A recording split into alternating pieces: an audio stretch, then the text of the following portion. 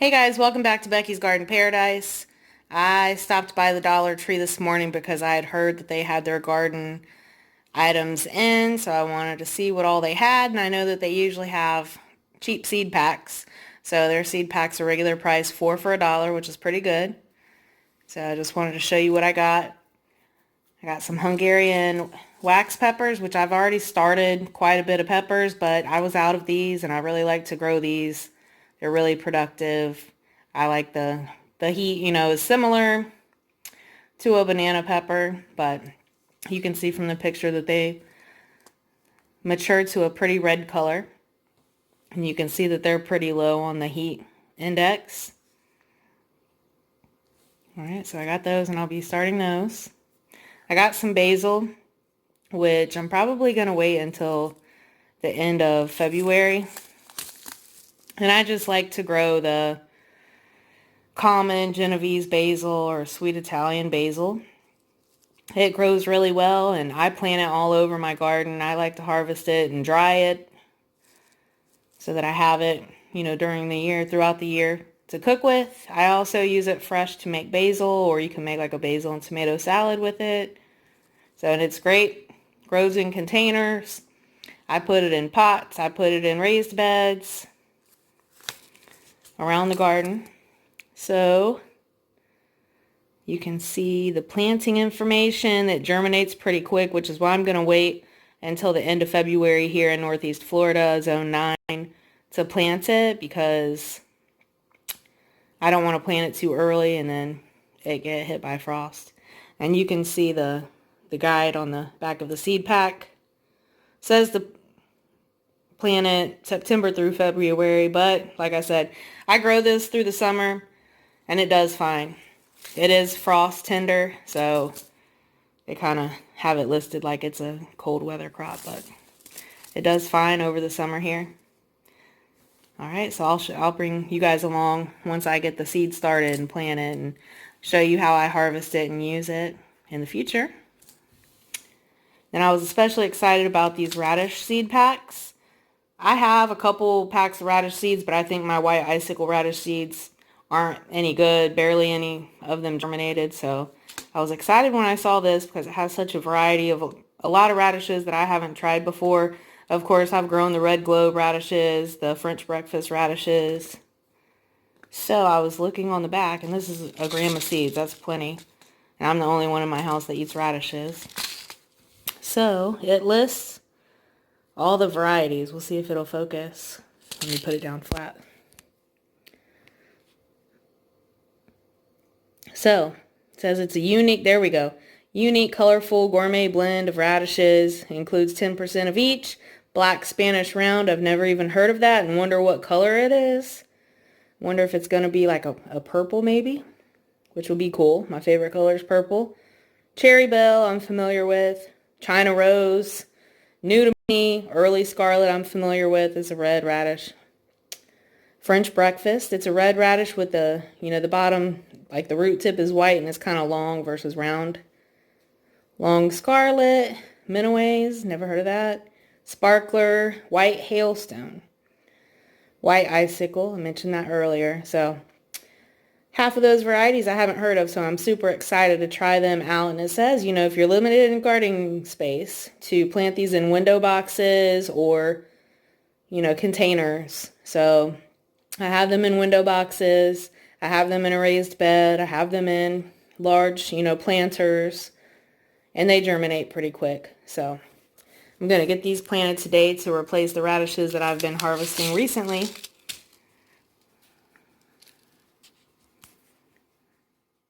This is one of the pots that I'm going to replant radishes in. There's only one left in here that I'm just giving a little bit more time to grow a little bit bigger. But I also wanted to show you the seed pack. I opened it up and you can see, a gram of seeds is a good amount of seeds. It's more than what I'm going to need for this pot here.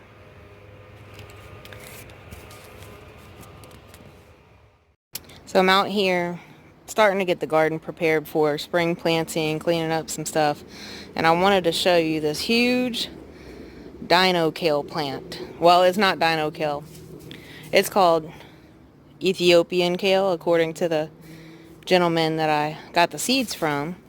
This is my 3rd year growing it, and this is a volunteer plant that popped up in one of my tomato buckets over the summer. It's been growing ever since. It's getting top heavy, so I'm going to be harvesting it very soon. But I wanted to show you how massive it is. This is one plant from one stalk. I want to show you. The leaves remind me of collard green leaves. It's really sweet. You could eat it fresh. I like to cook it like collard greens, but you can see the bent, the leaf is bent, but it's bigger than my hand. And it just has all these different branches. If you go towards the inside, you'll see some purple on the stem. Let me see if I can show you. Yeah, some purple on the stem. When I go down the plant,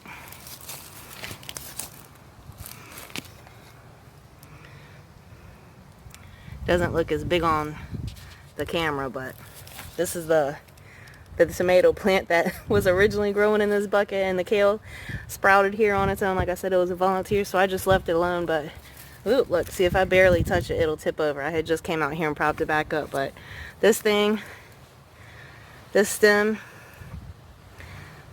is over an inch in diameter, maybe like 1.5 inches in diameter.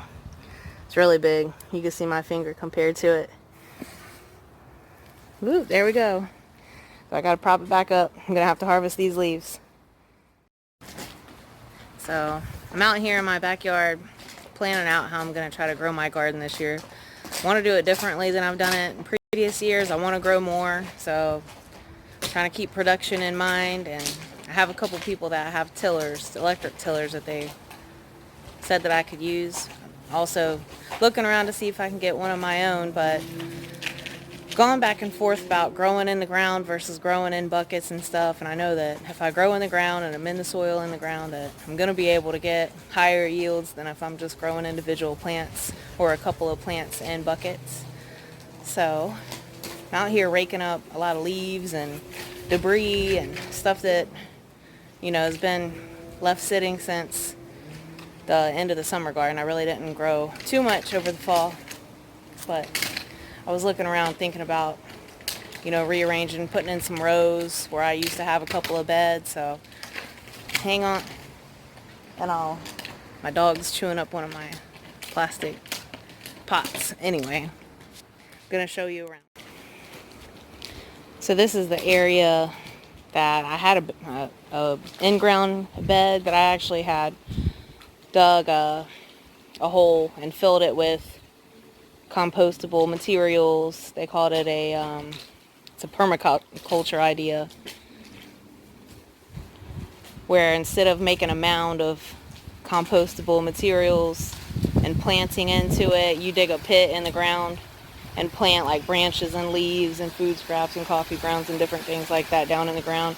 So you can see like the 2 branches that marked the outside of the bed. I had some peppers growing in there over the summer, had some marigolds. It was pretty. The Florida betony has taken over. And then over here, you can see some of the like concrete and bricks and things that I had marking the edge of a round in-ground bed that I had over here. But I've been raking up a pile of dead grass and leaves and all kinds of stuff. While I'm out here working, I'm thinking about just taking all of those barriers, like the branches and bricks and stuff that I was using as the edges of the beds, just taking all those up and then tilling them into rows. Because these rows would face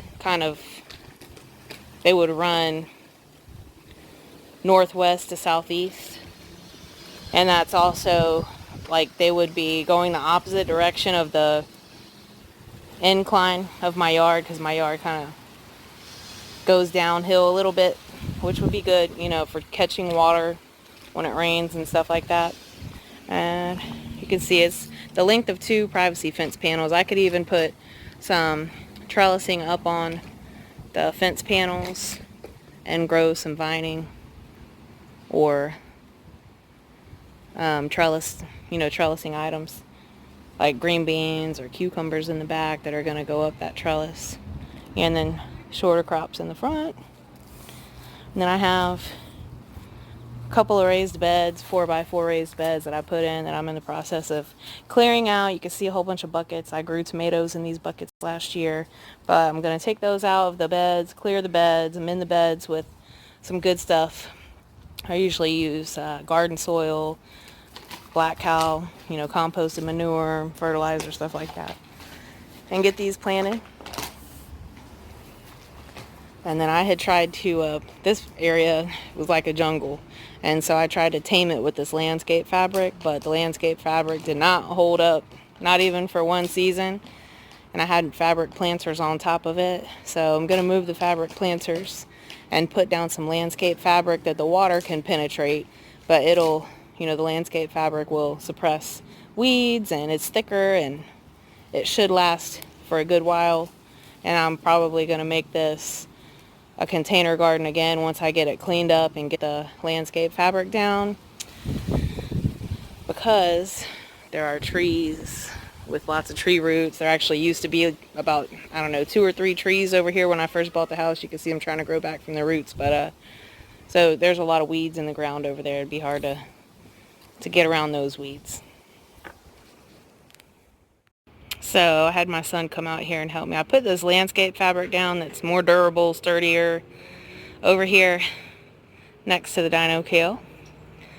So I put my smaller, I don't know if they're 5 or 10 gallon fabric planters. I think they're probably like 5, I don't know.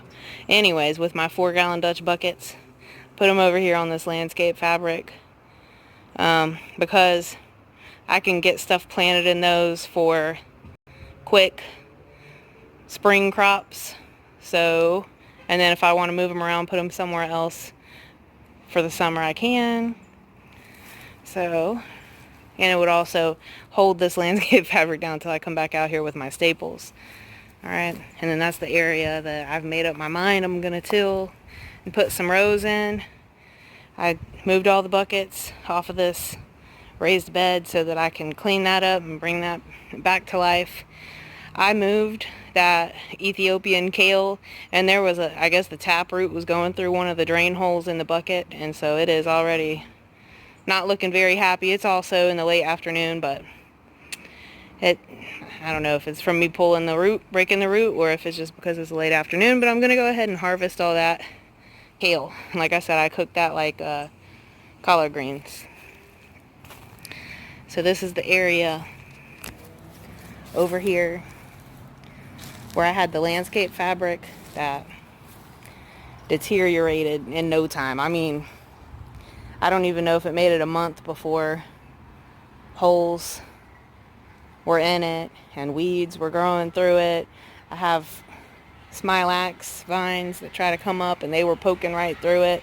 So I had my son help me move those fabric planters that I had over here in this area so that I can get in here and pull the landscape fabric up that I had just put down like in the late spring.